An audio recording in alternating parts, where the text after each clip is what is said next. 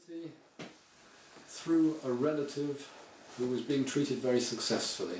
He was a very eminent man in banking, very respected, and my family thought, well, he must be doing something that's worth looking into, as he was an important man, and no one had ever heard of osteopathy. And when I went to the local library, I discovered that one of the only two colleges in those days in Britain that was teaching osteopathy was only 5 minutes from where I lived, in Hampstead in London, literally down the road. Mm-hmm. So I thought, this is strange, this is very strange, something like this coincidence.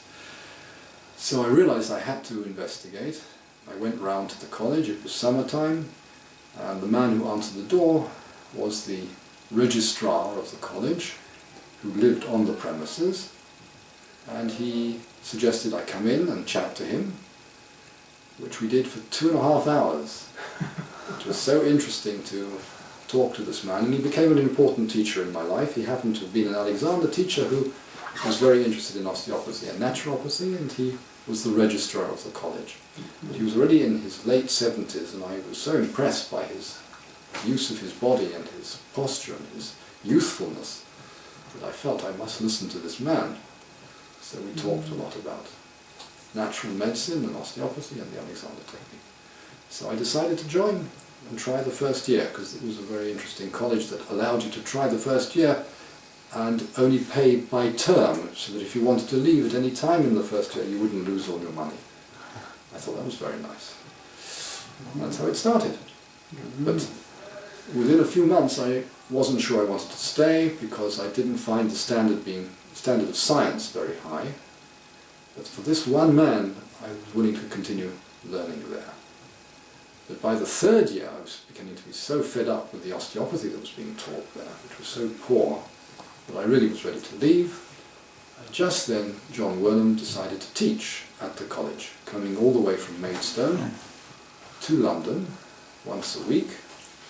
And I was in the class that he was going to teach in the third year and the fourth year, and watching him work as he demonstrated was so impressive for me that the very first time I watched him work, it looked so beautiful. I couldn't understand what he was doing, but it looked so beautiful, it looked so natural, so easy, so comprehensive, taking the whole body into consideration every time he saw a patient, and managing to look and handle the whole body within 15 to 17 minutes each time was just remarkable, without moving quickly, without doing anything in a hurry. And that made me decide to continue at the college and not leave, just because I wanted to continue learning from this man. What he was actually talking about in the lectures I couldn't understand at all. And I would go over the notes over and over and still couldn't understand it, because the language was so archaic. But a few things did make sense, and those few things made me continue wanting to read Little John. A few sentences here and there made some sense. And so I continued, and in fact I stayed an extra year voluntarily in the college. Instead of leaving after 4 years with my diploma, I asked if I could stay an extra year, because I did not feel it was right to start working on patients and asking them to pay me when I still hadn't enough confidence in myself and belief that osteopathy really worked. So I asked to stay an extra year, which they'd never heard of.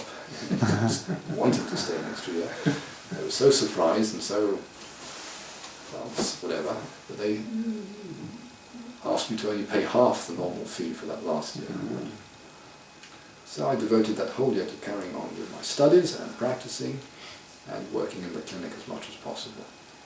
And as soon as I graduated, I asked John Waldman if I could come down and learn from him and work with him, which he agreed. And I quickly understood why, because no one else was willing to stay with him for very long. Within a few weeks, I was the only one left in the clinic as his assistant. And then I began what was a 15-year apprenticeship with him. Very difficult in the beginning. He didn't treat me very well until he realized that I really did want to learn.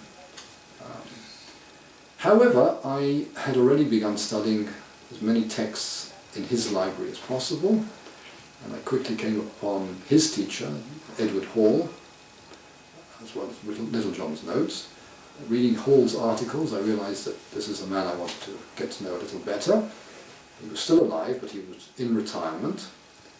I began to write him letters asking if I could come and visit him and ask him questions, because he was a very great fan of and student of Freyet, and I had read Freyet very carefully and understood it as best as I could, and wanted to ask him questions, and I included some questions in my letters, so I slowly made an impression, but he was not willing for a whole year to take any student. He was so fed up with students who only came to learn tricks and didn't want to read and study the theory. So he put me off many times, and then I asked John Wenham if he would write a letter, a personal letter of recommendation, which he did happily, and with that letter Hall changed his mind and agreed to let me come round to study with him on weekends, which I did for about 2 years before he died. The last few months he was too ill, and went to visit him just a few days before he died, and learnt a lot from him. But there were major differences between the way Hall worked and Wenham, but those differences grew less over the years. Both were beginning to work less forcefully. Both were relying more on leverages and less on short lever techniques. And even Hall was dropping a lot of the things that made him famous, possibly because he was getting older as well, but I think because he was going back to his teacher, which was Little John, basically, and working more and more like Little John used to work. And I had a very good example of that when I sent him a patient with irritable bowel syndrome, and he basically did no clicks and tricks, no high velocities at all, working in a very Little John manner to help the woman recover after many years of suffering, actually. Working with John Wenham was increasingly interesting. It took many years for me to notice things. It became very important in learning how to practice technique. One of the most important ways I learned was to be a patient of his, a voluntary patient. Even when I wasn't ill, I let him work on me just to experience the treatments week after week. Because there's always something you can do. No one's perfect, so there's always something I can work on. And it was that way that I chiefly learned the art of osteopathy. And also the significance of even the smallest things done properly in terms of changing symptoms, because obviously I did get injured occasionally, I did a lot of sports, and I was ill occasionally, and I let him always treat me during those periods to feel the effect. And that was always remarkable. When I was badly injured or when I was ill, especially if I was running a temperature, then every treatment and every part of the treatment seemed to produce something very much more powerful than when I was well. The body reacts much more strongly to any afferent input when it is unwell. It is, we say in English, it is primed, like a grenade about to go off. You've taken the pin out of the grenade, it's primed, it's sensitive to any movement, it will explode. And so is the human body if the temperature goes up, or when you're ill, or when you're injured.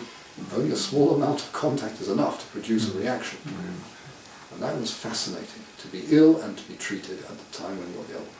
I learned a lot about osteopathy and the power of just the movements that we do done properly when I was ill. What is that you would recommend to new graduates of osteopathy? Or? I would recommend being very, very patient with oneself. Not to get upset or angry if things don't come quickly, if it's difficult in the beginning. It's difficult for all of us. And it can take years sometimes to get good at certain techniques. It can take years to get better at doing things without hurting the patient. But one of the best things to help you is to imagine you are the patient when you're doing what you're doing. Imagine that if you were the patient, would you like to be treated with those kinds of leverages and forces or not? And that helps tremendously. Even to this day, that's part of my mind, partly in my mind when I'm treating a sick patient or the patient is in great pain. What would I find acceptable if I was in that situation? What would be comfortable for me? And that's usually quite accurate. If I was an old lady or an old man with that illness or that injury, what would I find acceptable? But don't expect to be good at anything for quite a while. It's like learning the piano or the violin. It's exactly the same. There's no difference. It's a long struggle, full of excitement, full of tears at times, full of disappointment, full of frustration. Occasionally something happens that's good, and the sound is good, and oh, that's okay, let's try that a little more. Gradually become better at what you're doing. And how do you see osteopathy in the future?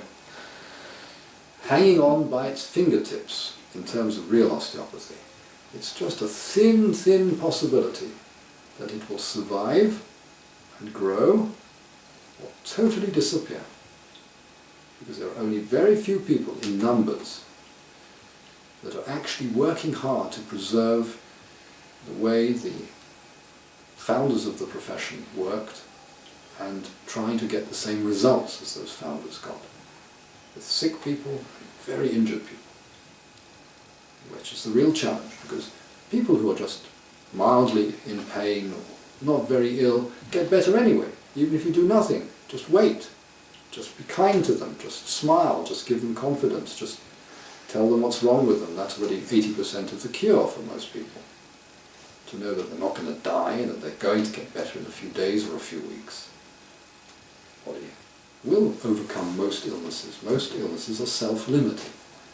So the really difficult cases are the 20%, let's say, that don't get better by themselves, or only get better partially. And they're the real challenge, and not many people are taking on those cases anymore, or even know how to take on those cases, because they've not studied the way in which one can produce a very powerful immune response in the body, for example. Not just to infection, but to any inflammatory condition. Maybe. Well, thank you, Mervyn. It's been a pleasure, and we hope to keep going. Yeah, I hope to live a long time, so Yes. hopefully I'll be around to help. Thank you.